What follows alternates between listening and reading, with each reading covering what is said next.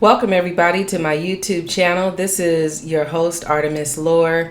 I wanted to talk to you guys about altars only because in my class I kind of went through that quickly because I really wanted my students to find their own ways of building and making their personal spaces or their sacred spaces. But here in particular, we're going to talk about ancestor altars. What are they used for, and why would somebody put one together? Let's talk about that now.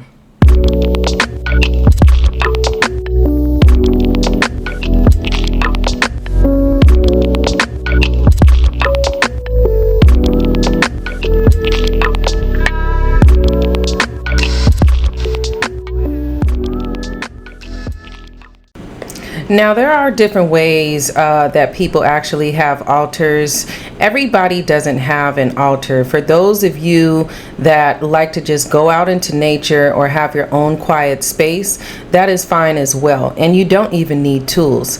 But for those of you that do have altars or a sacred space or a quiet corner, or you have some type of setup where that may be like a little more personal for you, where you can just kind of woosah or meditate or pray or bring on spirit and be closer to the divine, this video might be for you. So let's just talk about the fundamentals. Creating a sacred space is important for any magical ritual. A sacred space is the working container for magic. When you create a sacred space, you are honoring and celebrating the energy all around you. It is also a good way to cleanse a space of negative energy. Establishing a sacred space for a ritual is a great way of communicating to the divine and to the unseen energy that you are ready for work to begin. You can create a sacred space in the corner of a room or a beautiful garden, or dedicate an entire room for this purpose. The more you work within a sacred space, the easier it will be to reconnect during rituals. It is also a good way to set a boundary for protection using physical markers for circles or candles, incense, or energy lines. And it is also a perfect way to bring on your spirit guides, your ancestors, your watchers, and your protectors as well. Everyone has the power and ability to make direct contact with those of their lineage crossed into the spirit realm. Communication with one's ancestral spirits is the key in truly knowing and understanding who we are and navigating through this lifetime. All right. So it is our birthright, and it has also been the way of life for indigenous people. There are many ways in which one can contact with their ancestors, and I'm going to show you guys here because now we're going to be talking about working within the veil. An ancestor altar is a sacred place, a space of coexistence between the living and the dead, spanning thousands of years and across many traditions. People have called upon ancestors for guidance, protection, and spiritual empowerment. Now, this is also a great way if you are having relationship problems within your family, and maybe there are some things that have not been mended or resolved.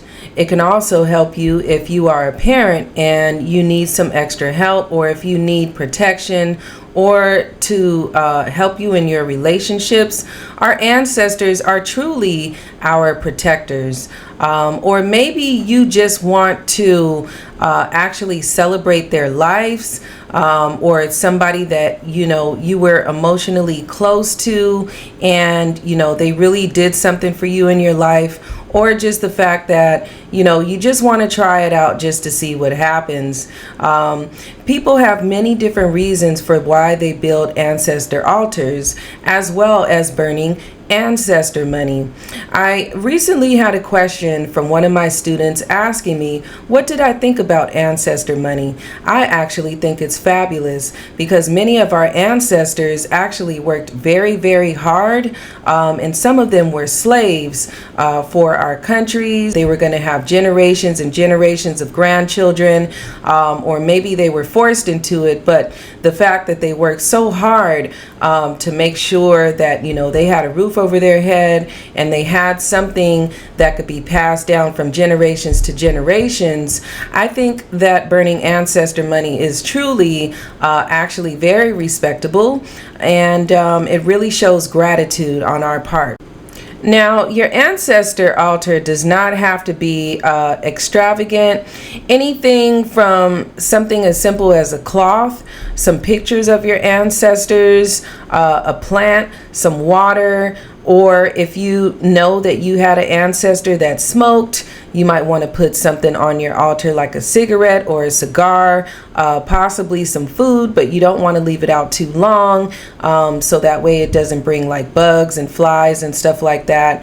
Candles as well, especially white candles, that does bring about spirit, and you know, possibly even crystals or some type of token of your appreciation, and also offerings.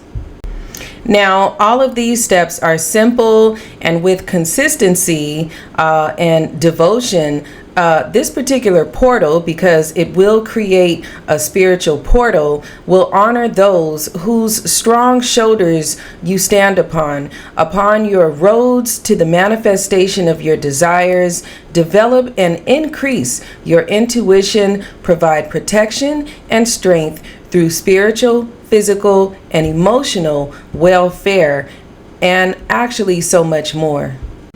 Now, some people like to use cultural things on their altars depending on where you are from. Of course, everybody is different all around the world, whether it's the United States, India, Africa, China, wherever, Australia. Everybody has their own cultural backgrounds, and you can put things on your altar that represent your culture, even if you don't have pictures of your ancestor and you pretty much know what your lineage is or where they come from. You can put things on there that are actually a representation of that particular culture or particular country as well.